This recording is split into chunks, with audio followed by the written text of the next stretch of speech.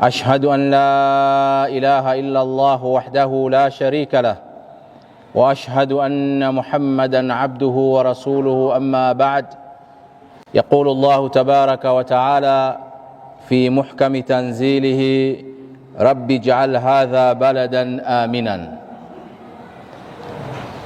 Baada ya kumshukuru Allah subhanahu wa ta'ala na kumtakia rehma na amani kiongozi wetu, mwalimu wetu, kipenzi wetu Bwana Mtume Muhammadin sallallahu alayhi wasallam, na wahusieni ndugu zangu pamoja na kuihusia nafsi yangu kumcha Allah subhanahu wa ta'ala na kumtii. Ndugu zangu Waislamu, maudhui ya khutba yetu tutazungumzia swala zima la amani. Amani ni neema kubwa kabisa ambayo Allah subhanahu wa ta'ala ameijalia kwa viumbe wake. Wanachuoni wetu wanatuambia kwamba neema kubwa baada ya neema ya Uislamu ni neema ya amani, na neema kubwa kwa viumbe wote wa Allah subhanahu wa ta'ala ni neema ya amani. Ndugu zangu Waislamu, wanachuoni wa mambo ya kijamii na hata wale wa masuala ya sayansi ya wanyama, ndege na wadudu wanasema kwamba hitajio la kwanza la viumbe hai wote ni amani kabla ya kitu chochote kingine, na amani ndiyo ambayo inatengeneza tabia za wadudu, wanyama, ndege na viumbe wengine, kama vile tabia ya kuchimba mashimo kwa ajili ya kujihifadhi. Yote hii ni kwa ajili ya kutafuta amani. Ndege ambao wanatengeneza viota katika miti mirefu, yote hiyo ni kutafuta amani. Wanyama ambao wanabadilisha rangi inayofanana na mazingira kama vinyonga, yote hiyo ni kutafuta amani. Wanyama kuotwa na mapembe, yote hiyo ni kutafuta amani. Kwa hiyo amani ndiyo hitajio la kwanza kabisa la kila kiumbe hai. Kwa mwanadamu amani ni muhimu zaidi, kwa sababu mwanadamu sio mnyama, kwa sababu mwanadamu anatarajiwa atengeneze ustaarabu, afanye maendeleo katika mgongo wa ardhi. Bila ya kuwa na amani, ustaarabu huo wa wanadamu hautokuwepo na maendeleo katika mgongo wa ardhi vile vile hautokuwepo. Ndugu zangu Waislamu, katika aya ambayo tumeisoma mwanzo, Nabii Ibrahim alayhi salam alipoamrishwa na Allah subhanahu wa ta'ala kuichukua familia yake na kuipeleka katika ardhi ya Makka, ardhi ambayo ilikuwa ni jangwa, hakuna uhai pale wala hakuna viumbe, dua ambayo Nabii Ibrahim alayhi salam aliomba, alisema: wa idh qala Ibrahim, kumbuka pale Ibrahimu aliposema: Rabbi, ewe Mola wangu, ij'al hadha baladan aminan, ujalie huu mji, kijalie hichi kijiji, ijalie hii sehemu iwe na amani, warzuq ahlahu min athamarat, kisha waruzuku wakazi wa sehemu hii waweze kupata matunda mbalimbali. Kwa wanachuoni wa Kiislamu walipoizungumzia aya hii wakasema hakuwezi kupatikana thamarat, matunda na maendeleo katika eneo ambalo halina amani. Na ndio maana Ibrahimu alayhi salam dua yake ya kwanza hakusema warzuquhum min athamarat wa aminuhum, waruzuku wapate matunda mbalimbali kisha wape amani, bali alisema jaalia mji huu uwe kwanza na amani, halafu baada ya hapo ndio matunda na mafanikio yaweze kupatikana. Kwa hiyo amani ndio msingi wa maendeleo yoyote. Jamii yoyote inapotaka kuleta maendeleo, kama haina amani ndani yake, jamii hiyo hata siku moja hawezi kupata maendeleo. Ndugu zangu Waislamu, wanachuoni wetu wa Kiislamu wanatuambia sheria zote za Kiislamu ambazo zimeletwa na Allah subhanahu wa ta'ala kupitia Qur'an na kupitia katika sunna za Mtume sallallahu alaihi wasallam zimekuja kuhakikisha kwamba mwanadamu anapata mambo matano muhimu. Wao wakaita khamsun daruriyat au 5 necessity, mambo muhimu matano. Sheria zote za Kiislamu zimekuja kulinda mambo hayo matano. Jambo la kwanza hifdhun nafs, ni kuja kulinda nafsi ya mwanadamu, watu wasiuane. Nafsi ya mwanadamu ina thamani kubwa mbele ya Allah subhanahu wa ta'ala. Jambo la pili, hifdhu din, imekuja kulinda dini, uhuru wa muabudu Allah subhanahu wa ta'ala na kutolazimishana katika masuala ya dini. Hifdhul aqli, sheria zimekuja kulinda akili ya mwanadamu, kwa sababu kinachomtofautisha mwanadamu na mnyama sio umbile lake, bali ni akili ambayo Allah subhanahu wa ta'ala ameijalia katika mwili wa mwanadamu. Wa hifdhul ard, na kuheshimu heshima ya mwanadamu na kulinda heshima ya mwanadamu. Utu wa mwanadamu ni kitu chenye thamani sana mbele ya Allah subhanahu wa ta'ala. Wa hifdhul mal, na kulinda mali ambayo mwanadamu anahangaika kuichuma haki yake, aweze kulindiwa ile mali yake, asinyang'anywe na watu ambao wana nia mbaya. Haya mambo matano ndio sheria za Kiislamu zimekuja kuyahifadhi. Sheria zote za Kiislamu zinaitwa ad-daruratil khamsa, mambo ya msingi matano. Na ukiangalia ndugu yangu Muislamu, misingi hii ndio misingi ambayo serikali zote duniani zinahifadhi kupitia kuweka sheria mbalimbali ambazo zitalinda uhai wa mwanadamu, zitalinda dini za wanadamu, zitalinda heshima za wanadamu, zitalinda akili za wanadamu na zitalinda mali za wanadamu. Sheria zote zinazunguka katika kulinda na kuhifadhi haya mambo matano ambayo wanachuoni wetu wa Kiislamu wamesema ndiyo sheria za Kiislamu zimekuja kwa ajili yao. Ndugu yangu Muislamu, neema ya amani ni neema kubwa sana kwa mwanadamu. Neema ya amani, mtu ambaye anaishi ndani ya amani anaishi peponi bila yeye mwenyewe kufahamu. Na ndio maana Allah subhanahu wa ta'ala katika Qur'an amerudia kutaja aya mara 14 zinazoonyesha amani na watu wa peponi watakuwa na hali gani. Mwenyezi Mungu subhanahu wa ta'ala anasema la khawfun alaihim wala hum yahzanun. Aya hii imerudiwa mara 14 katika Qur'an. La khawfun alaihim, hawana hofu. Kutokuwa na hofu ni kuwa na amani, sababu dhidi ya amani ni hofu. Mwenyezi Mungu anasema wala khawfun alaihim, hawatakuwa na hofu, wala hum yahzanun, wala hawatahuzunika, kwa sababu sehemu yoyote yenye hofu kinachofuatia baada ya hapo ni huzuni, kwa sababu sehemu hiyo haina amani. Na hizi ni sifa za waja wa peponi, na hii ni sifa ya pepo ya Allah subhanahu wa ta'ala. Kwa hiyo mkiwa katika jamii la khawfun alaikum, mnaishi bila hofu ya aina yoyote, muelewe kwamba nyinyi kama vile mnaishi peponi. Kwa sababu gani? Amani imetawala katika mazingira ambayo mnaishi. Ndugu zangu Waislamu, amani siku zote inapotoweka, hofu ndio inatawala, na hofu ikitawala inaleta huzuni nyingi sana katika jamii.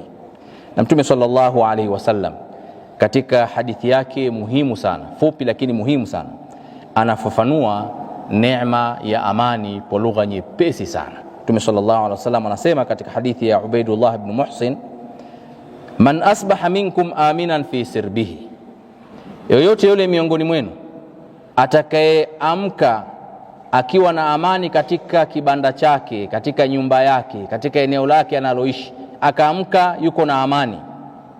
Muafan fi jasadihi, ana afya katika mwili wake. Indahu qutu yaumihi, ana chakula cha siku yake ile aliyoamka.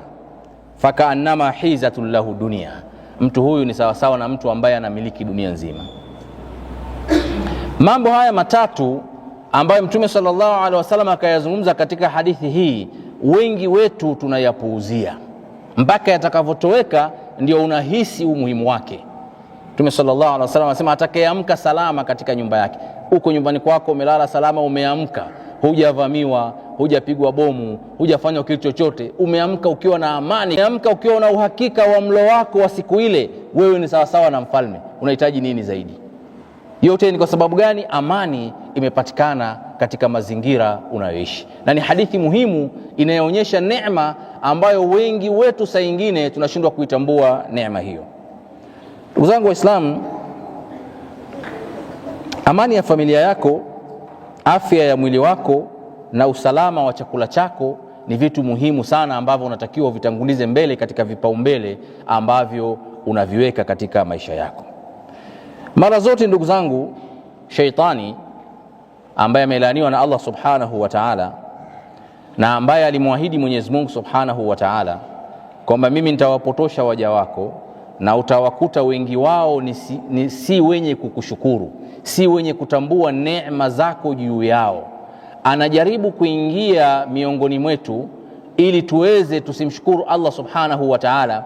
Anajaribu kutushawishi ili tusione neema ya amani ambayo tunaishi nayo, tutake vitu vingine vya ziada ambavyo badala yake vinaharibu hata ile amani tulionayo sisi. Hii ni kazi ya shetani, na akifanikiwa katika kufanikisha hilo, basi anahakikisha kwamba amefanikiwa kwa kiwango kikubwa kuwaweka watu mbali na Allah subhanahu wa ta'ala. Ndugu zangu Waislamu, Mwenyezi Mungu subhanahu wa ta'ala ametutolea mfano katika Qur'an, mfano muhimu sana. Mwenyezi Mungu anasema wadaraba Allahu mathalan, Mwenyezi Mungu amepiga mfano, qaryatan kanat aminatan, mji uliokuwa na amani ya kutosha, mutmainna, watu wake wametulizana kutokana na ile amani, yaatiha rizquha raghadan, riziki yake inakuja ya kila aina ya matunda, kila aina ya mazao wanayapata katika mji ule, min kulli makani, na riziki inawajia kutoka kila sehemu. Fakafarat bi an'umillah, watu wa mji ule wakakufuru neema hiyo ya amani na kuishi kwa utulivu, wakakufuru neema ya Allah subhanahu wa ta'ala.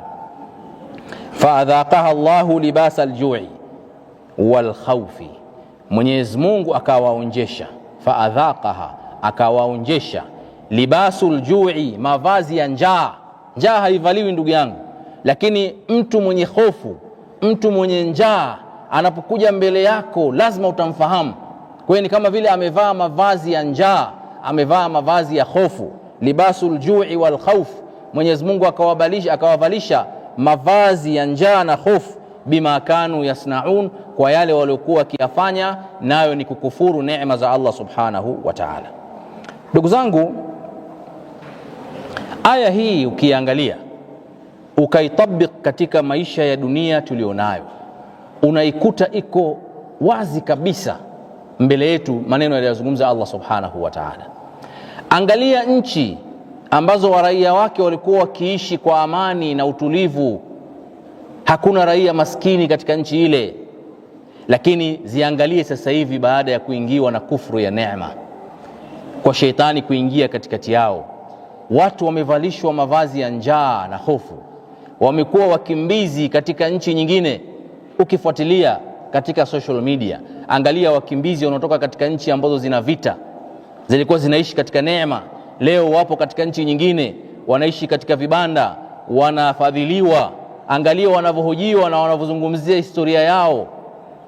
Mmoja anasema, mimi nilivyokuwa katika nchi yangu nilikuwa ni mtu na uwezo mkubwa, nilikuwa na nyumba zangu, nilikuwa na gari zangu, watu wangu walikuwa wanasoma katika shule nzuri, lakini ukimwangalia sehemu anayezungumza ni kibanda ambacho hata mlango hakina. Kitu gani kimesababisha? Amekuwa mkimbizi, ameondoka katika nchi yake, amani imetoweka. Amani inapotoweka ndio watu wanaanza kuhisi neema walizokuwa wakiziishi zimeenda wapi.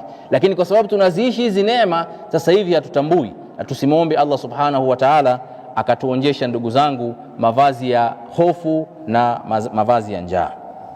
Ndugu zangu,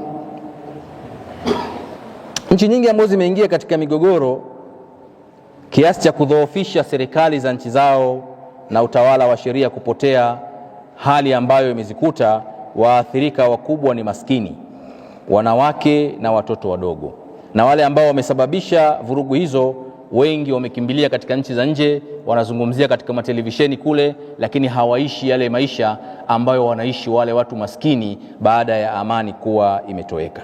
Ndugu zangu Waislamu, nchi yetu inapita katika kipindi muhimu na tete, nacho ni kipindi cha maandalizi ya uchaguzi mkuu, na hii ni haki ya kikatiba ambayo tumejiwekea sisi wenyewe. Lengo kubwa ni kupata serikali imara itakayosimamia sheria, amani na ustawi wa nchi yetu. Bila ya uchaguzi huwezi kupata uwakilishi na huwezi kupata serikali, na bila ya serikali hamna nchi. Sehemu hiyo itakuwa ni vurugu tu kama ambavyo tunaona katika nchi zingine. Kwa hiyo ni vitu vya kufitafakari kwa makini kama Waislamu, kama wananchi. Wewe kama mwananchi wa kawaida usikubali hata siku moja kuingizwa kwenye ajenda ambazo zitavunja msingi wa amani na taifa letu, kwa sababu uzoefu unaonyesha kuwa raia wa kawaida na hususan vijana mara nyingi ndio wanaingizwa katika ajenda ambazo hawazielewi kwa ajili ya kuleta vurugu na mambo mengine. Hatima yake moto unapokuwa umewaka, wale waliohamasisha na kufanya jambo lile wanakuwa hawapo, na waathirika wakubwa inakuwa ni watu madhaifu katika jamii yetu. Kwa ndugu zangu Waislamu, kuna umuhimu mkubwa sana wa kuyaangalia haya mambo kwa kina, tukiwa katika kipindi hichi ambacho tunaelekea katika uchaguzi mkuu. Ndugu zangu Waislamu, jukumu la serikali yetu ni kusimamia sheria na kulinda amani ya nchi. Hii ndio jukumu lao ambalo sisi kama raia tumewapa. Jukumu la vyama vya kisiasa ni kuuza sera zao kwa wananchi ili wakubalike na watengeneze serikali kama watakubalika. Jukumu la viongozi wa dini ni kutumia mimbar kama hii au madhabahu katika maeneo mengine kuiombea nchi na kuwaasa waumini wao kuwa mfano mzuri wa subira, kuwa mfano mzuri wa uvumilivu na kuwa mfano mzuri wa usamehevu. Kinyume cha hivyo watakuwa imetoka nje ya majukumu waliopewa. Kuviasa vyama vile vile na kuvipa nasaha, kutanguliza maslahi mapana ya taifa kwanza, na kuendelea kufanya majadiliano yenye lengo la kuboresha sheria za uchaguzi.